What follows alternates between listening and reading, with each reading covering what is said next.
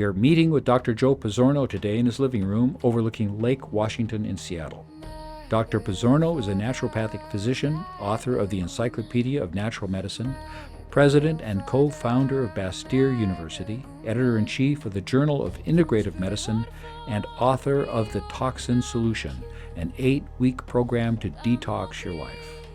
Dr. Pizzorno and his expert team worked with Galahad Life Sciences to examine thousands of peer-reviewed articles, scrutinize more than 500 studies in detail, and guide us on our journey as we developed a new mineral electrolyte that improves mitochondrial function. He is part of our quest to live long, live well. This is the fourth in a series of conversations. In this episode, we talk about artificial intelligence and medicine, an area Dr. Pizzorno has been involved with for over the last quarter century. Please leave your comments. Dr. Pizzorno and I will do our best to respond to your questions. We do not offer medical advice. We are here to clarify thinking about one of humanity's greatest challenges, aging.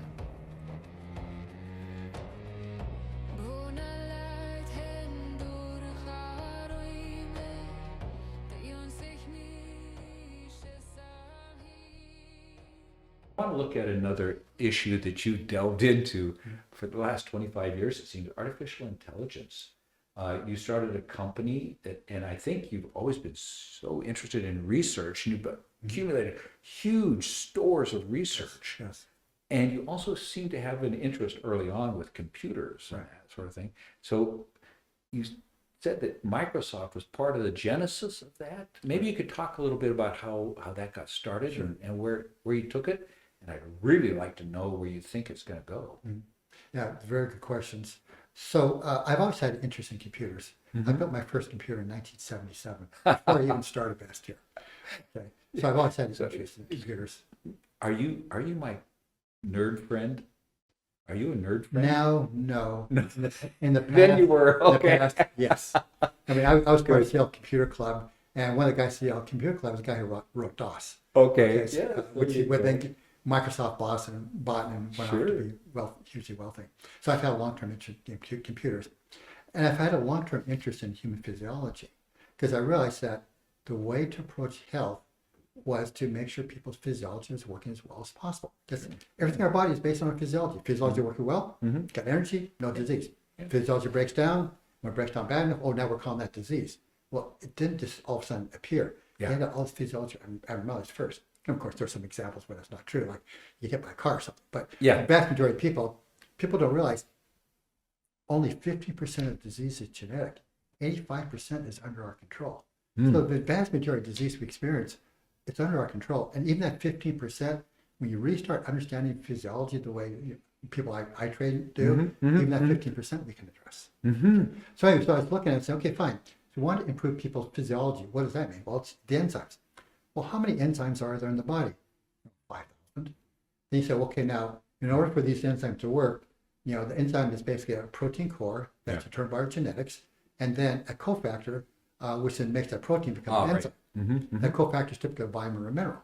Okay, so you have to understand, well, what are all the genetic impacts on how well we make that protein core, and then what are all the nutrients that are necessary for things to work? And by the way, how do environmental toxins cause disease? By displacing those vitamins and minerals from the enzyme. Going into enzyme instead, poisoning it so it doesn't work very well anymore. Right. So you start adding it up together.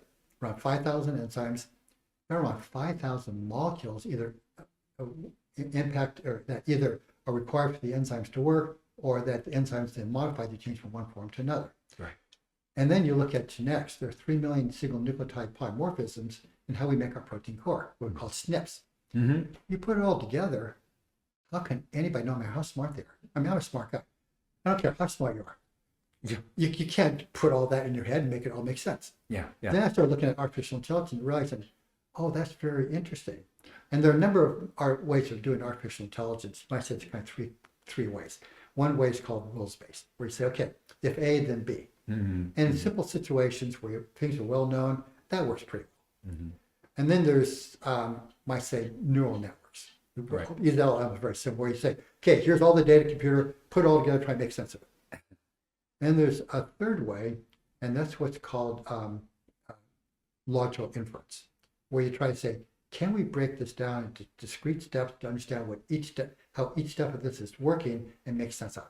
So, for example, we have an enzyme that's critical, for example, converting folic acid into folates, activated folates. Okay. Well, how do we know if a person is having problems there? Okay. Well, is their homocysteine elevated? Do they have the polymorphisms where the genetics don't work right? Yeah. Is their diet low in natural folates? Well, in this particular enzyme, it may not be working right, not because of a genetic dysfunction, but because they need vitamin B2 and B6 and B12 to function in folic acid. All those kinds of things function properly. Right. So you start looking at that, and then you start saying, okay, can we build a matrix of the human body where we look at how everything interacts with each other? And that's what we did. And we did it in a way which was mathematically rigorous, because one of the biggest problems in medicine is uncertainty. Very rarely do you say, oh, this is happening. That means this is happening. No, yeah. It's just a probability this is happening. The whole thing with medicine, uncertainty is inherent in medicine. Yeah. So what we did is we looked at, well, rather than trying to ignore uncertainty, which is what rules-based systems do, why don't we instead embrace it and look at, well, there's something called Bayes. There's a mathematician called Bayes. And so the way you do prediction. The Bayesian logic. Bayesian logic is you look at the true positive, how likely is it correct, and the false positive, how likely is it incorrect. Okay. If you look at the medical research carefully, you can get those numbers. Interesting. So now you can start mapping the human physiology in a mathematically rigorous method, so that when you put in one set of inputs, you always get exactly the same set of outputs. And try this on the LLMs now. In medicine, you get a different answer every time, and plus hallucinations. So we worked on this. We now have mapped human physiology. We have about, what are called complex nodes and links. So node is a piece of information, like diabetes. And then node could be something like vitamin D deficiency. Okay. Then the link between them is called the Bayesian link. Oh, I see. So we look at these nodes and these links. We have about 15,000 of them, and they're all based on research. And so although we've looked at around probably 500,000 research studies, out of those we pulled the 40,000 research studies that had the right numbers in it to get the logic to work. So we've had this working now for 20 years. 20,000 people have used it. 20,000 people have used it? Yes, and everybody are diagnosticians or patients? So the main area we've done it has been corporate wellness. That's where I find that's of interest. Yeah. These self-insured corporations want to improve the health of their employees, so we've had them use it. Okay. And again, it's been 20,000 over 10 companies, and every single situation where we used it, the people got healthier and the healthcare costs went down. But I was never able to get together the marketing piece to make it happen. And happily, I think I got something happening that they'll make it work now. But I've been working on that. Well, we have enormous companies working in this field, and no more can you start a company on a $200 endowment. I think so. So I guess it raises the question, two questions in my mind. One is that when you get to the issue of the human input is so complicated, and there's 8 billion of us, and we have all these enzymes, and these enzymes sort of vary a bit on our genetic background. We have maybe 10,000 different ethnicities, all with different lifestyles. To me, it's a mind-boggling exercise. But do you think AI has a future in being able to personalize medical advice? Yes, but also look at what you're getting. Okay. So PubMed is the index of these tens of millions of articles. So most of your AIs would be based on PubMed kinds of things. Okay. Yeah. So now that's good and it's bad. Number one, PubMed was developed for the disease model. Right. So if you want a disease model AI, you can do that. But now if you want an AI based on the health model, there are huge problems. Number one is PubMed was not designed for that. Yeah. Number two, PubMed has intentionally fraudulent research in it to discredit these more natural approaches. So the AIs will not see them.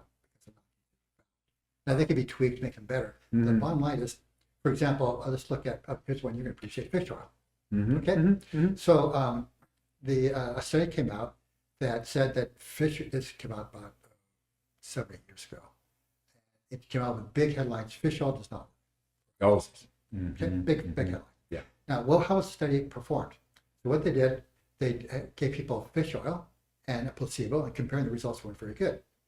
We said, okay, what was the placebo? The placebo was olive oil. So they compared one effective natural therapy to another effective natural therapy. It was not better, therefore it did not work. Yeah. At the same time, another study came out with a synthetic, patentable version of fish oil. Oh. And showed, wow, this works really well. Then you look at what was the placebo? Mineral oil. So they gave something that was toxic to humans as a placebo. So now, the synthetic thing is way better. Yeah. Yeah. PubMed is full. I've written 2 editorials on it. PubMed is full of this stuff. And so even when you have artificial intelligence looking at it, it's problematic. Yeah. Then you have the problem of hallucinations. The AI actually are trying to make you happy with their answers. I remember when I was first coming out, I said, okay, I do a lot of research. Can you help me with my research? And I was particularly looking at bisphenols and phthalates and diabetes because the research was really dirty. I just look at it because dirty means positive studies, negative studies, studies. There's no clear Really pattern. confusing, yeah. And so I said, well, AI, let's come back. Came back and said, oh yes, no question. Bisphenols and phthalates cause diabetes. I said, really? Show me the research. Give me a list of 7 articles. Great. I said, I haven't been able to find those. That's good. So I went to PubMed. Okay, give me that article. It's not there. Well, they misspelled it. I went through every one of them. My word. Fake articles to get the answer I wanted. Now, of course, it's more sophisticated. Yeah. But still based on this underlying faulty logic and faulty database. So yes, there are some areas that I can think these LLMs, large language models in medicine, will have some benefits in medicine, no question about it. But you still have the problem of junk in, junk out. Jingo, Yeah. And that's that. And then also when you consider the complexity of our diet, and whether or not we have really effective vitamin E in the vegetable we're eating, it becomes an incredibly complicated solution that I'm very concerned about AI really having solid answers for us in a very short time. I think if a lot of people are really careful how they use it and then really check it out, it can be okay. And it will continue to get better. But I look at healthcare professionals. How can you use an AI that won't tell you how to come up with this answer and won't give you valid research? I think that's hugely problematic. Again, I think it'll get better, but I don't see it going very far. Unless it changes the model. Well, that's why I'm particularly happy that I've taken an approach of being personally active in my health decisions. Good. And what was particularly interesting is I got a visit from the human resources manager of Microsoft who said, we have employees with a lot of illness and we don't like the results of what we're seeing. If you could help us determine which of our employees need vitamins and things, we'll pay for it. But also you have to tell them which vitamins they don't need. I thought, well, that's interesting. And I started at that point, I was just kind of curious, started looking at artificial intelligence. Can we create artificial intelligence tools that will help people understand where the body's not working the way it should, why that's happening, and what's the least invasive way, the most natural way to reestablish health? So I said, I think I'm done being college president. I think I'll start a software company around artificial intelligence for medicine. And that was like 6 years ago. Is that right? No, I started in 2001. 2001? Yeah. Oh, wow. You've been way ahead of the curve. We've had this artificial intelligence working for over 20 years. Okay. We've had 20,000 people use it and improve their health. Congratulations on Bastyr University and the progress there. I hold out great hope for personal nutrition, personal holistic medicine as a future. And I'm not going to hold my breath for AI. I'm going to take care of my health right now as long as I can. Yes. Thank you very much. AI does not substitute for living healthily. I agree 100%. Thank you very much, Joe. Thanks, it's been terrific Great having morning. you and for all these years, and your support for Bastyr has been most appreciated. This concludes our episode 8 and the interviews with Joe Pizzorno. Our conversations explored his personal regimen to stay fit and healthy, Bastyr University, the leading integrative medicine university in the Pacific Northwest, and his book, The Toxin Solution, an 8-week program to detox your life. Click below to follow the rest of these conversations.